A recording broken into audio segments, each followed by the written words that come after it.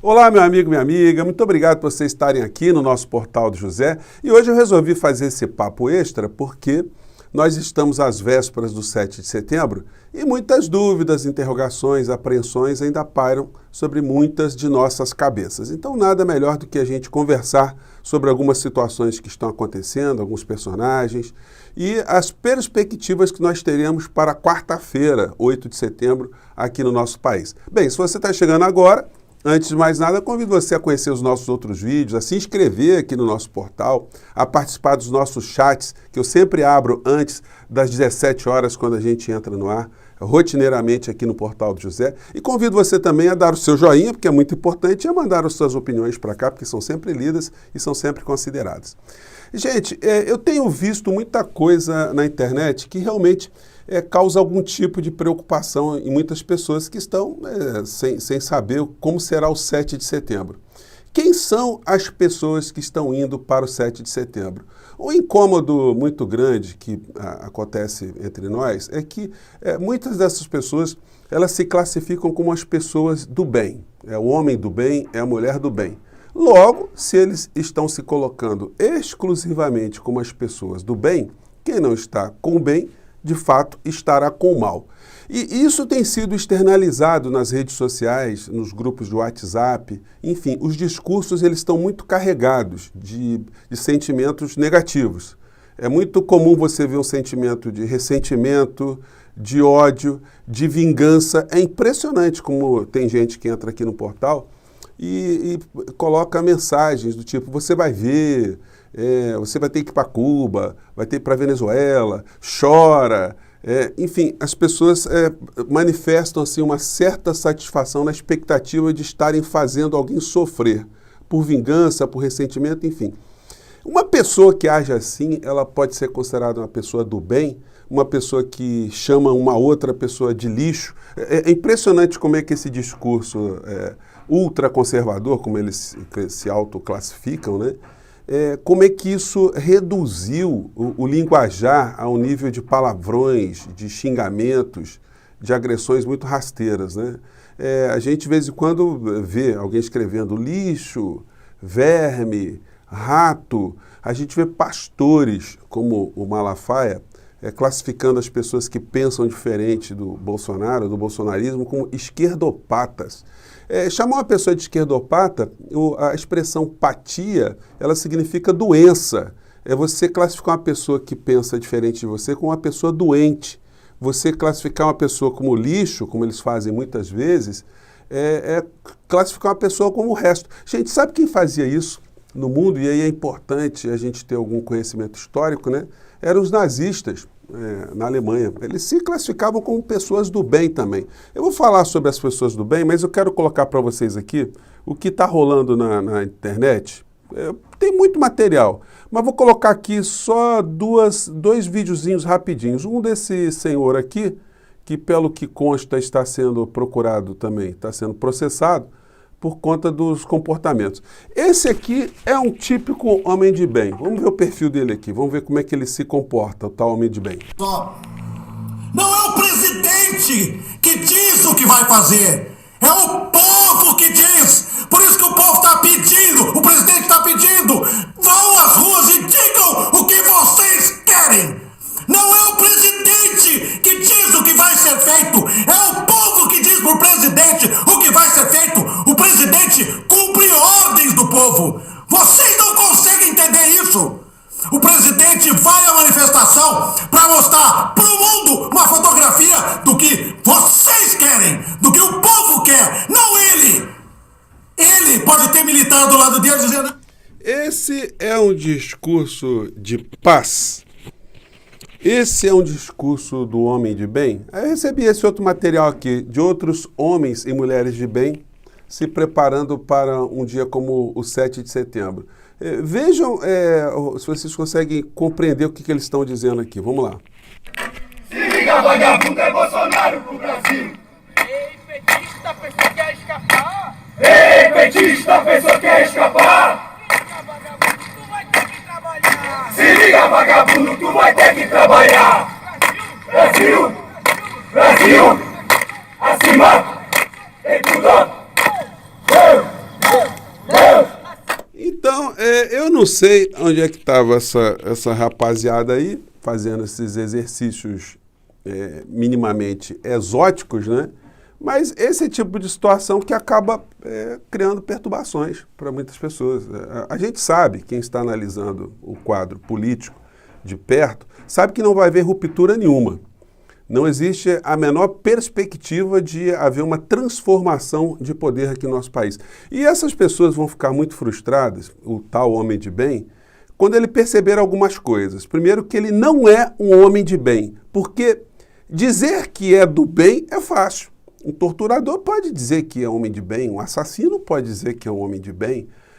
Os homens maus podem ter algum campo em que hajam e possam parecer homens de bem. Ser um homem de bem ou uma mulher de bem não se faz com palavras, se faz com ações.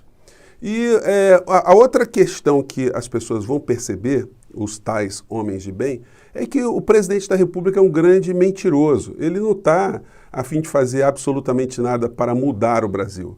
Ele está simplesmente querendo escapar da justiça, escapar da polícia, porque ele já sabe que, concretamente, tudo de ruim que está acontecendo no nosso país tem a responsabilidade dele.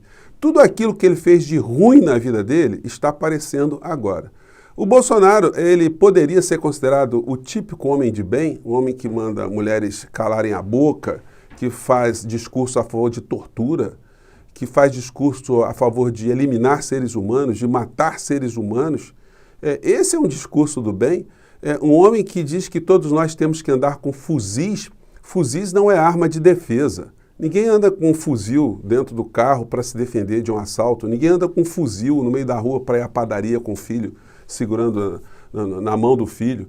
Então, quem é esse homem de bem? O homem de bem é esse que xinga os outros de lixo, de esquerdopata, e tenta ofender, exprime um ódio. São essas pessoas que querem quebrar a lei, querem rasgar a Constituição, que são pessoas do bem. Uma pessoa que chama um magistrado da Suprema Corte do nosso país de bandido, de corrupto, que está transgredindo a Constituição, está ultrapassando os limites da Constituição, como ele é simplesmente o intérprete da nossa Constituição. As pessoas que estão mentindo para cima e para baixo, a mentira, ela é uma ferramenta do homem de bem.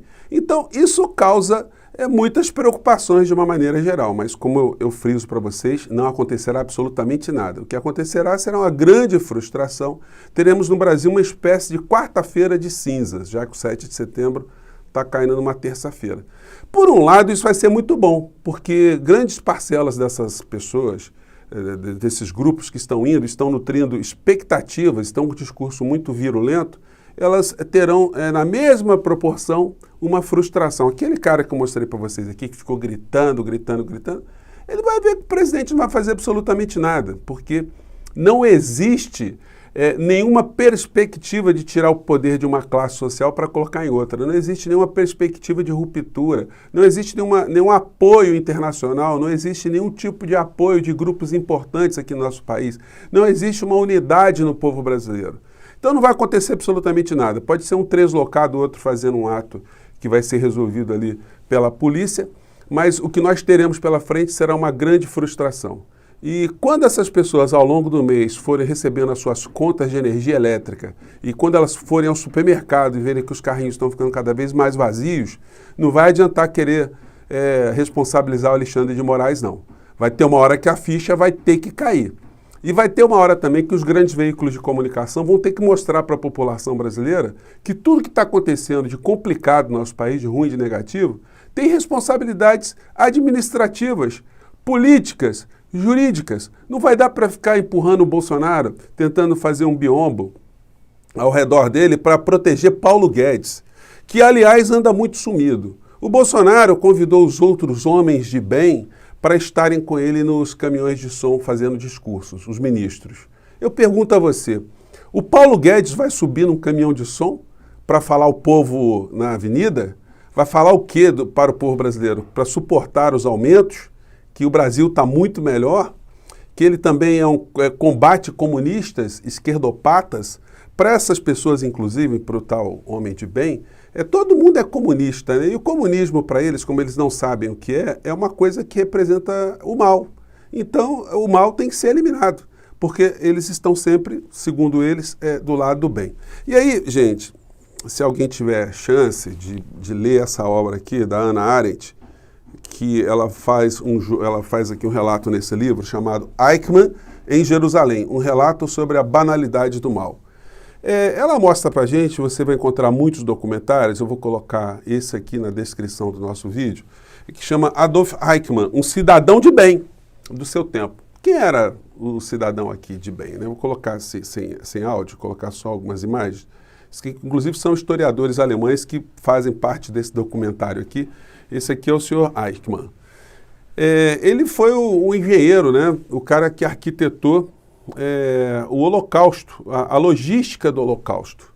Era um homem de bem. Ele ia para casa, almoçava, jantava, voltava, aí mandava milhares de pessoas para os campos de concentração. Essas pessoas eram mortas e ele fez isso. Tanto é que quando chega no julgamento dele, quando ele é preso e julgado em Nuremberg, ele estava tranquilo, porque ele achava que ele era um homem de bem e que tinha feito aquilo que estava na percepção do que era o bem, na cabeça do Hitler, na cabeça do Estado alemão. Então a gente tem que ter muito cuidado aqui no Brasil, não com o que o Bolsonaro está dizendo, mas com o que as pessoas que estão assistindo ao Bolsonaro estão interpretando. O que é que essas pessoas estão fantasiando nas suas cabeças? O que é que essas pessoas querem para outras pessoas que pensam de maneira distinta? Que tipo de modelo de sociedade que essas pessoas acham que é uma sociedade melhor? Uma sociedade tutelada, uma sociedade que tem alguns militares mandando em todo mundo, que você não pode divergir, você não pode debater, onde o poder judiciário esteja na mão de fundamentalistas, onde não precise haver um poder legislativo.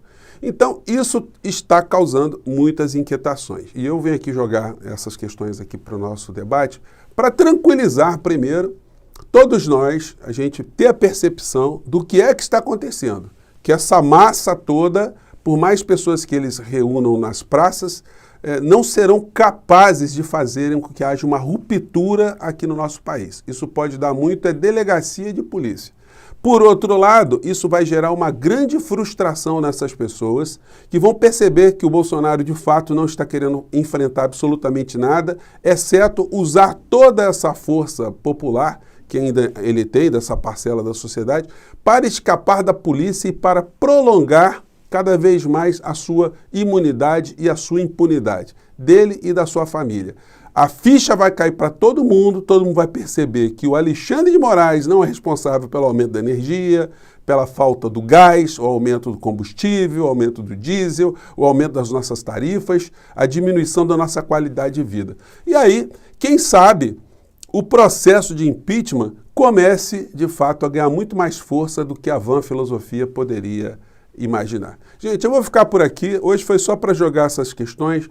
Mais tarde a gente vai voltar no nosso encontro tradicional, mas vamos ficar acompanhando esses fatos todos e vamos ficar alertando essas pessoas que se colocam como as pessoas do mundo do bem, ou as pessoas do bem, que elas podem ser muito mais malévolas do que elas mesmas estão enxergando. Eu fico por aqui, um grande abraço e até o nosso próximo encontro. Tchau!